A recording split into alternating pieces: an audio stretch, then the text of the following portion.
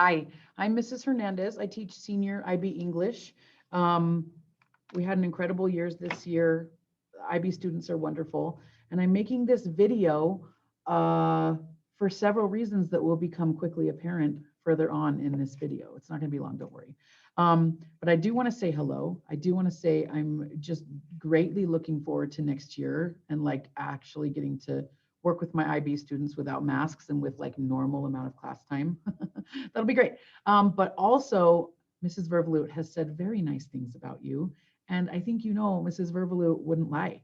So she just wouldn't say anything if you guys were the worst. And she has told me that you're lovely and you're all hard workers and you're all real smart and delightful and stuff. So I'm super duper looking forward to it. The reason I'm making this video is for several reasons, but mostly because Verve has told me that you guys have been asking her questions like the beautiful nerds that you are. You've been asking her questions about what to expect next year. So this video is to answer those questions for you. Okay. So first, I just want to give you an overview of what to expect next year, right? Here's what we're going to do. And here's what the IB wants us to do, so this is it. We're going to read and analyze cool stuff. That's number one. I'm thinking that you probably were already expecting that in an English class. We're also going to study and memorize fancy Englishy terms. And these terms are going to be used in our analysis, but they'll also prepare you for the end of year exams and using them for those end of year exams. Then we're going to write and submit the HL essay. That's the IB external assessment. That's kind of like a longer paper, but have no fear. I know how to get people through those sorts of things. I have lots of practice. I mean, I'm just saying. So have no fear. We'll get through that. But also this HL essay is a really cool way I've noticed that provides students extra support as they prepare for the end of year exams. And I'll explain that more, obviously, next year. But then something important to think about as you're going through your summer and thinking about what you want to take on next year. In IB, we prepare students for 3 separate end of year exams. And there's a few reasons why. Those exams are IB paper 1 and 2, and AP language, the AP language test, the actual one that the people who took AP Lang will take, right? And then the AP literature test, it's the actual one that people who take AP Lit will take. And you may be asking yourself, how in the world are we going to prepare for 3 separate tests for 3 separate classes in one class? And the answer is we cover language and rhetorical analysis, and we also cover literature already in the IB curriculum. And good writing is just good writing. So I can teach you how to do those things. I can teach you how to write well and write well for these specific end of year exams as well. So consider taking all 3. It's extra chances for you to get college credit for all of the hard work you've done for both years in IB English. So consider it. If you have more questions about that, for sure, come and talk to me. But it's a fancy class that gives you a lot of opportunities to try to get college credit for your hard work. So people have been asking Verve about what we're reading next year, and here is me answering that question. Not in this particular order, but these are the books that we will be reading. We'll be reading Just Mercy by Bryan Stevenson. Bryan Stevenson's like the real deal in terms of humans. He's kind of the greatest. You're going to love it. I absolutely know that. And then we're going to read Jane Eyre by Charlotte Bronte. Charlotte Bronte, well, I mean, I guess we'll get into it more next year, but I can just guarantee that you'll love it. And even if you don't love it, there will be characters that you love to hate. So great. And then we have Othello by William Shakespeare. And I would hope that your English teacher would be a Shakespeare nerd, right? But I am a level of Shakespeare nerd that's, well, it's uncomfortable, right? I mean, my dog's name is Desdemona. My other dog's name was Touchstone.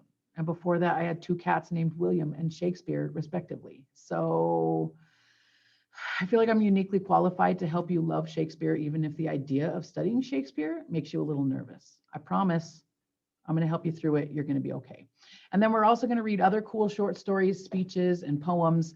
If you really, really are desperate and you've already read Just Mercy and Jane Eyre and Othello and you want to pre-read those short stories and poems, I can get them to you if you really want to. All right.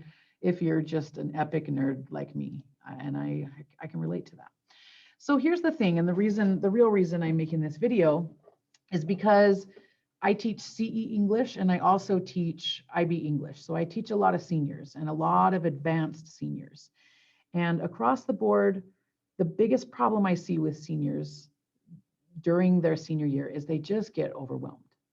They just get overwhelmed, and being overwhelmed along with senioritis, which is real, it's really hard to manage. And I try to do whatever I can to help alleviate those feelings. And one thing that I can do is offer an opportunity for you to lessen your workload next year, right? Lessen your homework load is what I'm trying to say. And again, what I'm about to offer you is extremely optional. There's no real need for you to do it because I'll still assign time throughout the school year to read what we're going to read next year. But if you're the kind of person who likes to work ahead and be prepared, I get that. So if you want to, you can come check out 1, 2, or all 3 of the larger works that we're studying next year. You can come check them out for me. You can take a copy home over the summer and read it at your leisure, right? And the reason I say that is just because if you have more time to let it sink in and more time to really enjoy the reading, you might enjoy the study of the novels as well, right? And then giving you the chance to prime your mind, because the IB recommends that for the major works that you study and use on your major assessments, that they've been studied by the student 2 or 3 times. And so this gives you an opportunity to really give it an in-depth read over the summer. And then in the year, you can just kind of reskim over your annotations for what you read previously. And again, if that's not how your mind works and that doesn't sound fun to you, then just don't do it. I'm not going to give preference to the people who read it over the summer or not, right? I just want to give you an opportunity to lighten your load if you can. And so come check out the books from me. And then even if you check them out and you don't read them, it's okay.